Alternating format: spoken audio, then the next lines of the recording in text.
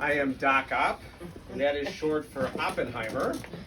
So I hope you're all out seeing my movie in the past weekend, and I hear it's not a bomb. No. But actually, I am a real doctor. I'm actually a retired surgeon. The thing that's cool about being a surgeon is that I saved lots of people's lives, unlike my namesake in the movie. The other thing about being a surgeon, you see a lot of crazy shit that you just can't make up. Now, the cool thing about being retired is now I can talk about it. Right. Because when you're practicing, you got to be careful what you say. Now I can say whatever the fuck I want. So, like as a surgeon, we see all sorts of crazy shit. We see people who like to stuff objects up their orifices. You know, like guys who like to shove light bulbs up their butt, right? Not a bright idea. But it's very satisfying. It's very satisfying as a surgeon when you pull it out and it's still working. And I think that's where they got the idea for a black light. But you know, one night I go to the emergency room, I see a guy with abdominal pain. So I ask him, you know, what's the problem? He says, Doc, I think I got food poisoning. So I go over to examine him. As I get close to examining him, I hear this buzzing noise, like zzz, zzz. I'm going, what the hell is that? And then I notice his belly's sort of moving a little bit. I said, are you sure it's food poisoning? He says, well, Doc, maybe I sat on something. Oh my God. I said, you sat on something. So I sent him for an x-ray. He comes back, he's got an object, sort of looks like this microphone right here. Oh. Yeah, somebody shoved a dildo up his ass. Oh. So I had to take him to surgery to take it out. So I go in, I take it out, and it's still vibrating. Wow. It's a good brand. Now there's actually, that's the commercial for the Energizer battery. Oh, there you go. It's also the commercial for the dildo company. Stops ticking, keeps on ticking. Stop it. Anyhow, you know, these things don't only happen to men, happen to women too. I went to the emergency room one night for a lady with vaginal bleeding. Oh. Yeah, I asked her what the problem was. She says, Doc, I think there's something stuck down there. I go, okay. She wouldn't tell me what it was. So I had to go look for it. Now, when you go look down there, it's sort of like going cave exploring. You have to wear a headlight. You have to wear a mask because you never know what kind of toxic fumes are down there. And I have a little handy speculum. You put the speculum and you open up, and that's how you look. Well, I put it in, open up, and out pops a little glass tube. And I'm looking at this thing and said, I'm no expert in this, but it was a crack pipe. She literally took the definition of crack too far. I mean, talking about blowing smoke up someone's ass, she's blowing up another hole. So, you know, but doctors aren't immune to this stuff either. Actually, last week I had a colonoscopy and a prostate biopsy. I got it up the ass twice and couldn't even enjoy it. And the reason I had a prostate biopsy was because my prostate was getting bigger. Think about the prostate. It's a very important organ in the body. It controls your peeing and your coming. And as you get older, the prostate gets bigger. The bigger the prostate gets, the more you gotta pee. I mean, sometimes I'm peeing 1 or 2 hours a night. Now, one of the treatments for this is Cialis, which is a drug for ED. And certainly it does control the peeing, but then you gotta feel you gotta come all the time. And then when I'm having sex, sometimes I don't know if I'm coming or going. My memory, it's getting older just sort of sucks, you know? So, another thing is like, as you get older, or not even older, you find the penis causes a lot of problems in life. For both, everybody. Like when I'm younger and I'm taking a piss, I never put the toilet seat down. You guys put the toilet seat down? No, you never even think about it. But when you get married, it changes things. Now, I've been married 38 years to the same woman. For 38 years, she's been bitching at me to put the toilet seat down. So finally, I gave in and did it last week.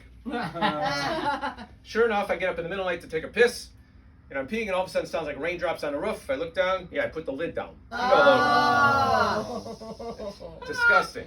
So I clean it up, and reflexively, I put the whole toilet seat up. So a few minutes later, I hear a splash, a lot of expletives, and my marriage went down the toilet. But you know, it started me thinking, who came up with this idea for marriage license anyhow? I mean, ladies, I hate to say it had to be a woman. Stop it. Because it had to be a woman. It had to be because if it was a guy, it would have been marriage lease with an option to renew. And then I'm thinking, I'm playing golf, and I love playing golf, and golf is really a stupid game. Hitting a little stick into a little ball, into a little hole 18 times. I mean, how stupid is that, right? So I figured, who came up with the idea of golf? Now, if you read the history books, it's some guy in Scotland in the 1700s. But I think it's the same woman who came up with the marriage license. Once she did it, she realized she had to find something to get the guy out of the house. Speaking of marriage license, there's the regular marriage license, and then there's the Jewish marriage license. You know, in Judaism, there's a thing called a ketubah, which is this traditional thing. It's all in Hebrew. Nobody knows what it says, but you got to sign it. So you do it. Well, after I've been married a few years, I got really suspicious at what is in this ketubah. Yeah. So I had to translate it. And sure enough, there was a clause in there that says, once the marriage is consummated, blowjobs no longer required. I'm telling you, that's what it said. But you know, speaking of blowjobs, Yeah. I don't even say, why is it a blowjob? You don't see somebody hold it and go like this. Does that feel good? I don't think so. So one night I go to the emergency room and I see a guy with a penile injury.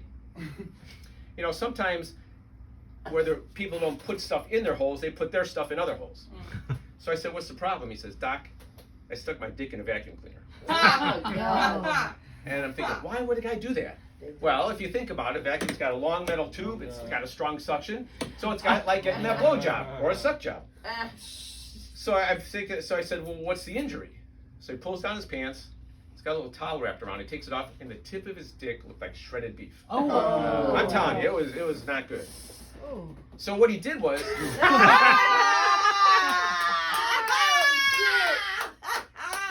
he didn't put it in the suction end. You know, the vacuum, you turn it over, it's got that roller thing. He stuck it in there. His friend told him it felt good.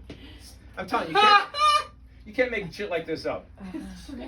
So I had to take him to surgery. I fixed it up. Luckily, he was okay. But you know, when you're in surgery, surgeons have a certain mystique about us. So what's one thing you really never want to ask your surgeon, but you really want to know? Yeah, do surgeons fart in surgery? And the answer is maybe. One day I'm in surgery, I'm concentrating on a difficult operation, and as soon as I could feel it coming, I said, oh my God, I'm squeezing my cheeks, but I gotta do something. Quickly, I look at my assistant over there, the fart comes out, everybody looks up, I look over him and say, son, you shouldn't do that in here. So the answer is yes, we do fart in surgery, but we deflect very well. So one of the things getting older, you notice getting older too, older men tend to fart a lot. I don't know if you're with your fathers or grandfathers. They just do and don't even know about it. Another thing about getting older is not that great. When you're getting older, things change. Like when you're young, and that was not too bad looking when I was young, and you talk to a woman, talk to her, smile, you flirt. But now if I talk to that same 30-year-old woman, now I'm a creepy old guy. I mean, it's not fair. It's not fair at all. And talk about creepy old guys, I belong to the Santa Monica YMCA, the Young Men's Christian Association. It's a great facility, but it is not a young men's association. When you go into that locker room, it's a sight for sore eyes. All you see are boobs hanging to the ground. And that's the men's locker room. I'm telling you, getting old really is not great. Now, speaking of sore eyes, another thing when I was in practice, I saw a patient came in, a woman who had a prosthetic eye, and she had an infection around it. So we cultured the area, came out gonorrhea. Gonorrhea. And so what happened was, her husband would have her take her eye out, and he would fuck her eyes out. Oh, shit. Yeah, talk about being short-sighted. I'm telling you, you can't make this stuff up. You can't make this stuff up. I'm gonna tell you. Yeah, you never heard of eye fuckers? Anyhow, one other thing is as you get older, sex changes. Sex changes. You know, when you're younger, you have sex everywhere. You can do it in the living room, the dining room, the kitchen. Right? But as you get older, you pretty much just do it in the bedroom, usually the same position, the same time. But when you get really old, you got to change your whole technique. You got to change a technique called the hallway fuck. You pass each other in the hallway, and you say, fuck you. I'll leave you one last little vignette told to me one of my stomach doctor friends. Just remember, when you're French kissing your significant other, your tongue is in the opposite end of a 40-foot tube filled with shit. Oh. Thanks a lot. There you go. Yes. you can find me on Instagram at RandyOpMD. One thing I am promoting is I have a movie I produced. It's out on Amazon Prime. It's called Fangs Out. It's a comedy horror movie, and check it out. It's pretty cool. Good for you. Mazel tov. Mazel tov, and I will think of you when I go for my, my what's that called again? My prostate exam. Yeah, I hope not. All right. What you mean?